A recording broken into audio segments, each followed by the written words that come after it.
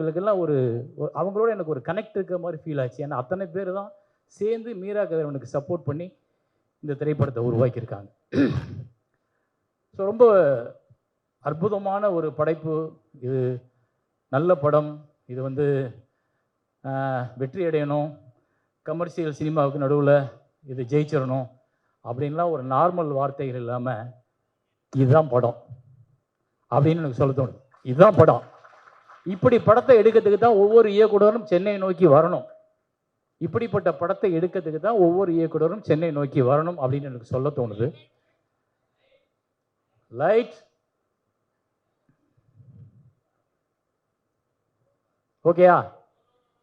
No no no no இவ்வளோ கெட்டு போச்சு. சரி. நான் இது பார்த்ததுக்கு அப்புறம் எனக்கு என்னன்னா, ஒரு இயக்குனர், நான் நிறைய படங்கள் பார்க்குறேன், நிறைய நல்ல படங்கள் எடுத்திருக்காங்க, நிறைய நல்ல இயக்குனர்கள் உருவாகியிருக்காங்க. தங்கலான்னு பார்க்கும்போது நான் ரஞ்சித்துக்கு ஃபோன் பண்ணி அவ்வளவு பேசினேன் அந்த உழைப்பை பற்றி. ஆனால் ஒரு கடந்த 10 வருஷத்தில் ஒரு கதைக்குள்ள இவ்வளவு இன்வால்வ் ஆகி இவ்வளவு கேரக்டர்ஸை அவ்வளவு இயல்பாக உருவாக்கி ஒவ்வொரு கேரக்டரையும் உயிரோட்டமாக மாற்றி நம்மளை நம்ப வச்சு அந்த கிராமத்துக்குள்ளே நம்மளே உள்ளே போக வைக்கிறதுக்கு இந்த மீரா கதிரவனோட உழைப்பு ஹாட்ஸ் ஆஃப். அவ்வளவு உழைச்சிருக்காரு அந்த படத்துக்கு. ஒவ்வொரு ஃப்ரேம்லையும் உழைச்சிருக்காரு. ஒவ்வொரு ஃப்ரேம். நம்ம சில படங்கள் பார்ப்போம், ஒரு 10 சீன் நல்லா பண்ணியிருப்பாங்க, ஒரு 5 சீன் நல்லா பண்ணியிருப்பாங்க, பட்ஜெட்லேயும் சொல்லுவாங்க 5 சீன் நல்லா எடுங்க சார், மிச்சம்லாம் சுருட்டிருங்கம்பாங்க. ஆனால் அப்படி சினிமா நமக்கு எடுக்க தெரியாது. ஆனால் அதை தாண்டி மீரா கதிரவனோட படங்களில் இது த பீக், அவரோட பெஸ்ட் ஃபிலிம் அப்படின்னா இதுக்கு மேலே அவர் இன்னொரு படம் எடுக்கணும், அது எனக்கு ஆசை தான். ஆனால் இந்த படம் என்னை அவ்வளவு பிரமிக்க வச்சிருச்சு. ஏன்னா அது ஒரு நாவல் மாதிரி இருக்குது. அந்த படம் திரைக்கதை பார்த்தீங்கன்னா ஒரு சூறக்காத்து மாதிரி இருக்குது. எந்த பக்கம் திரும்புது, எந்த பக்கம் போகுது, எந்த சீன் மாறுது, எந்த கேரக்டர் எப்படி பேச போகுது, நோபடிஸ் கெஸ். நீங்கள் இதுதான் இதுக்கப்புறம் நடக்க போகுதுன்னு ஒருத்தர் கெஸ் பண்ணவே முடியாது. அந்த அளவுக்காக ஸ்க்ரீன் பிளேயில் நம்ம நினைப்போம் இதுதான் வரப்போகுது அப்படின்னு. ஆனால் வேற ஒன்று வரும். ஆனால் அதை நம்ம நினைச்சதை விட பிரமாதமாக இருக்கும். அவங்க பேசுகிற டயலாக்ல இருந்து ஒன்று பிரமாதமாக இருக்கும். இந்த படம் ஒரு வாழ்வியல், 30 வருஷ வாழ்வியலில் ஒரு மனிதன் 30 வருஷத்துக்கு முன்னாடி எங்கே இருந்தான், 30 வருஷத்துக்கு அப்புறம் எங்கே இருக்கான், 30 வருஷத்துக்கு முன்னாடி ஒரு ஆணிடம் ஒரு பெண் எதை பேச தயங்கினால் ஒரு 30 வருஷத்துக்கு அப்புறம் அந்த ஆண்கிட்ட அந்த பெண் எதை தைரியமாக பேசுகிறா, அதுக்கான காரணம் படிப்பு, பொருளாதாரம், முன்னேற்றம். இது எல்லாம் ஒரு மக்களை எந்த இடத்துல வளர்த்துருக்கு. பெண் உரிமைன்னு பேசுகிறோம், பெண் உரிமையை கொடுக்கறது இல்லை.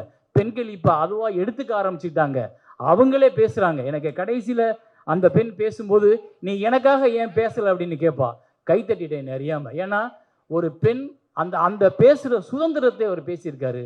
அப்புறம் ஒரு சமூக மாற்றத்தில் ஒரு 30 வருஷத்துக்கு முன்னாடி நம்ம வாழ்வில் எங்கே இருந்துச்சு, நம்ம கிராமம் எங்கே இருந்துச்சு, வெளிநாடுகள் போகிறது குற்றம்னு சொல்கிறோம். ஆனால் வெளிநாடு போய் தான் பிழைக்கணுமா, நம்ம ஊரில் பிழைக்க முடியாதான்னு பேசுகிறோம். ஆனால் வெளிநாடு போகும்போது அங்கேருந்து வர்ற பொருளாதாரம் நம்ம நாட்டை, நம்ம படிப்பை, நம்ம வாழ்க்கையை எப்படி மாற்றிருக்கு, எவ்வளோ தூரம் இது நம்மளை வேற ஒரு உலகமாக கொண்டு வந்துருச்சு அப்படின்றத ஒரு அழகாக பதிவு பண்ணியிருக்காரு. ஒரு ஷாட்டு பார்க்குறேன், ஒரு டாப்பாங்கில் வச்சுருக்காரு, எல்லாம் ஓட்டு வீடாக இருக்குது. அப்புறம் 30 வருஷம் கழிச்சு உள்ள ஷாட்டை கொண்டு வர்றாரு, அது ஒரு டாப்பாங்கில் வச்சுருக்காரு, ஓடுகளே இல்லை, எல்லாம் மொட்டை மாடி வீடுகளாக இருக்குது. எங்கே மாறி இருக்கு இந்த சமூகம் அப்படின்றத அவ்வளோ அழகாக உள்ளுக்குள்ள கட்டமைப்பில் கொண்டு வந்திருக்காரு. இதுக்குள்ளே நடிச்சிருக்க ஒவ்வொருத்தரும் அது கஸ்தூரிராஜா சார் மட்டும்தான் நமக்கு தெரிஞ்சவராக இருக்காரு. மிச்சம் எல்லாருமே ஏதோ ஒரு முஸ்லீம் குடும்பத்துக்குள்ளே நம்ம உள்ளே போனது மாதிரியே இருக்குது. ஆனால் ஒரு 10 நிமிஷத்துக்கு அப்புறம் கஸ்தூரிராஜா சார் உள்ளுக்குள்ளே அந்த கதைக்குள்ளே போய் அந்த கேரக்டராகவே அவர் பேசுகிற விஷயம், நடக்கிற விஷயம். அவர் நைட்டு பூரா அவர் 11 மணிக்கு ஃபோன் பண்ணி தொந்தரவு பண்ணேன். நான் 11 மணிக்கு ஃபோன் பண்ணி கிட்டத்தட்ட அரை மணி நேரம், சார் தப்பாக எடுத்துக்காதீங்க, நீங்கள் தூங்கினாலும் கொஞ்சம் நேரம் முடிச்சிருங்க, நான் உங்கள்கிட்ட பேசணும் அப்படின்னு சொன்னால் அவர் இப்போ சொல்கிறார், நீங்கள் நைட்டு என் தூக்கத்தை கெடுத்து இன்னும் தூக்கம் வரலன்றாரு. அந்த அளவுக்கு ஒவ்வொரு கதாபாத்திரங்களும் அவ்வளவு சிறப்பாக இருக்குது. ரொம்ப எனக்கு ஏன் அவ்வளோ சந்தோஷம்னா, ரொம்ப வருஷம் ஆச்சு இப்படி ஒரு படம் பார்த்து, ரொம்ப வருஷம் ஆச்சு ஒரு டைரக்டர் இப்படி மெனக்கட்டுருக்காண்டான்னு பார்த்து. இந்த டைரக்டர் மெனக்கட்டுறதுக்காக இல்லை, இங்கே நிற்கணும், இந்த படம் என்ன ஆனாலும் தோளில் நம்மளும் சேர்ந்து சுமக்கணும். இந்த மாதிரி படங்கள் ஜெயிக்கும் போது தான் நல்ல சினிமாக்கள் மீண்டும் வர ஆரம்பிக்கும். நம்மளோட வாழ்க்கை பற்றி, நம்மளோட வாழ்வியலில் உள்ள பிரச்சனைகள் பற்றி, ஒரு பிரச்சனையை எப்படி சினிமா பேசணும், அதுக்காக கமர்ஷியல் சினிமா வேணாம்லாம் நான் சொல்லலை, அந்த இடத்துக்கே நான் போகலை. ஆனால் இந்த மாதிரி சினிமாக்கள் நம்மளை ஒழுங்குபடுத்தும், நம்மை உணர வைக்கும், நம்ம வாழ்க்கை எதுன்னு சொல்ல வைக்கும், நம்ம வாழ்க்கையில் எங்கே நிற்கிறோம்னு சொல்ல வைக்கும். கடைசியில் ஒரு டைலாக் வரும், 4 செவர் இருக்க வீடு தான் வாழ்க்கைன்னு யார் சொன்னா அப்படின்னு செத்தே போயிட்டேன் நான். 4 சுவர் இருக்க வீட்டுக்குள்ள தான் சந்தோஷம் இருக்குன்னு யார் சொன்னா? அருமையான ஒவ்வொரு டயலாக்கும் பிச்சிருப்பார். எல்லா கேரக்டர்ஸ்ன்னு சொல்கிறேன். ஏதோ கஸ்தூராஜா பேசுகிறதா இருக்கட்டும், அந்த பொண்ணு பேசுகிறதா இருக்கட்டும், இந்த ஹீரோயின் அந்த பொண்ணு பேசுகிறதா இருக்கட்டும், இந்த பொண்ணெல்லாம் லவ் பண்ணலான்னு தோணிச்சு எனக்கு. வயசு இல்லை, பட் இருந்தாலும் பரவாயில்ல. ஆனால் அவ்வளோ அழகு, அவ்வளோ யதார்த்தம், அவ்வளோ சூப்பர், அவ்வளோ நல்லா இருந்துச்சு. நீங்கள் இப்போ ஒவ்வொரு இடமும் அந்த பொண்ணும் பேசுகிற ஒவ்வொரு இடத்துலையும் வந்து ஒரு முஸ்லீம், நான் தான் சொன்னேன், முதல் ஒரு இலக்கியத்தை முஸ்லீமில் எழுதுனது ஒரு பெண் எழுத்தாளர். அவங்க வந்து நாகூரை சேர்ந்தவங்க. எனக்கு அந்த பெண்ணோட கதாபாத்திரம் மாதிரி தெரிஞ்சு இந்த கதாபாத்திரம். அவ்வளோ தூரம் வந்து ரொம்ப மெனக்கெட்டுருக்கன்றப்போ அந்த அந்த டைரக்டரை நம்ம வந்து விட்டுறக்கூடாது. அந்த படத்தை நம்ம வந்து ஏதோ கடந்து போயிடக்கூடாது. நம்மளும் கூட நிற்கணும், நம்மளும் கையை கோர்த்து நிற்கணும், நம்மளும் பேசணும், நம்மளும் வந்து அந்த படத்தை பற்றி கொண்டு போகணும், நம்ம ப்ரொமோட் பண்ணணும். எனக்கு ஒரு நல்ல படம் பார்த்தா கண்டிப்பாக தூக்கம் வராது. நேற்று நைட்டில் சுத்தமாக தூங்கலை. 5 மணி ஆச்சு சார்.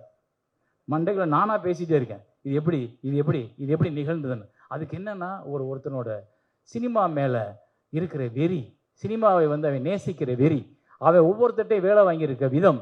சாம்சிஎஸ் எங்க அட்சப் சூப்பராக இருக்கும் உங்கள் மியூசிக். அந்த படத்துக்கு அவ்வளோ உயிரோட்டம் உங்களால் தான் கிடைச்சிருக்கு. ஏன்னா அவங்க எல்லாம் உருவாக்கிட்டாங்க. ஒரு படத்துக்கு ரீரிகார்டிங் எவ்வளோ முக்கியன்றது உங்கள் இந்த படத்தை பார்த்தாங்க நிறைய பேர்த்து புரிஞ்சுப்பாங்க. ஏன்னா அவ்வளவு இன்வால்வ் ஆகி ஒரு முஸ்லீம் குடும்பத்துக்குள்ள, ஒரு இஸ்லாமிய குடும்பத்துக்குள்ள அந்த பேக்ட்ராப்பில் அந்த மாதிரியான ஒரு இசை ரொம்ப வருஷம் ஆச்சு. நான் ரொம்ப அழகாக இருந்தது. அந்த பாட்டெல்லாம் எக்ஸலண்ட், எல்லா பாட்டுமே. இந்த படம் வந்து எல்லாருக்கும் சிறந்த படமாக இருக்கும், எல்லாருக்கும் பிடிச்ச படமாக இருக்கும், எல்லாரும் இந்த படத்தை பாராட்டுவாங்க. நான் குறிப்பாக வேண்டிக்கிறது, இந்த படத்தை ரிலீஸ் ஆனதுக்கப்புறம் நம்ம விமர்சனம் அப்படின்னு வரும் பொழுது நியாயமான, உண்மையான ஒரு நல்ல சினிமாவை ஒரு உலக மக்களுக்கு கொண்டு போய் சேர்க்கணும்னு நினைச்சா ஆனந்த விகடன் மாதிரியான பத்திரிகைகள் 65க்கு மேல் இந்த படத்தை கொடுத்தே ஆகணும், 65க்கு மேலே கொடுத்தே ஆகணும். அந்த அளவுக்கு இந்த படம் இருக்கு. அதே மாதிரி யூடியூபர்ஸ் நிறைய பேர் வந்து விமர்சனம் பண்ணுறவங்க, பத்திரிகையாளர்கள், நண்பர்கள் எல்லாருமே இவ்வளவு நாள் நீங்கள் சினிமாவுக்குள்ள இத்தனை நண்பர்களோட, இத்தனை இயக்குநர்களோட, இத்தனை தயாரிப்புகளோட கடந்திருக்கீங்க, பழகியிருக்கீங்க, எல்லாரோடையும் கைகோர்த்திருக்கீங்க. நீங்கள் ஒரு நல்ல சினிமாவை உச்சிமுகம்னு நினச்சிங்கன்னா இதில் உள்ள வெறுப்புகள் யாருமே இருக்கிறதையும் மறந்துட்டு நீங்கள் இந்த சினிமாவை கொண்டாடியே தீரணும். விமர்சனங்கள் பண்ணும் பொழுது நீங்கள் கொண்டாடுறதுல தான் இந்த திரைப்படம் இருக்குது. இந்த திரைப்படம் மக்கள்கிட்ட போய் சேரும். இது வந்து ஒரு ஹீரோக்கள் இருக்கிற, ஒரு அறிமுகமான ஆட்கள் இருக்கிற படங்கள் இல்லை. அதனால் எல்லாம் புதுசுன்றப்போ ஒரு போஸ்டரை பார்த்தோன்னா நம்மளால் என்ன பண்ணுவாங்கன்னா, இது ஒரு முஸ்லீம் கலாச்சாரம் உள்ள படம், எல்லாம் புதுசாக இருக்காங்க அப்படின்னு நினைப்பாங்க.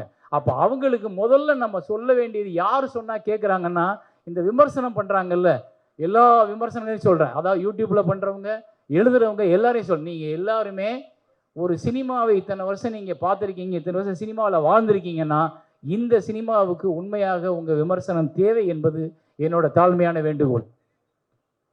ஸோ இந்த படத்தில் நடித்த அத்தனை பேர்த்துக்கும் என்னோட வாழ்த்துக்கள், இசையமைப்பாளருக்கு வாழ்த்துக்கள், அந்த தயாரிப்பாளருக்கு வாழ்த்துக்கள். மீரா கதிரவன் வாங்க. நான் இரவு வர 3 முறை கட்டி பிடிச்சிட்டேன், 4வது முறை.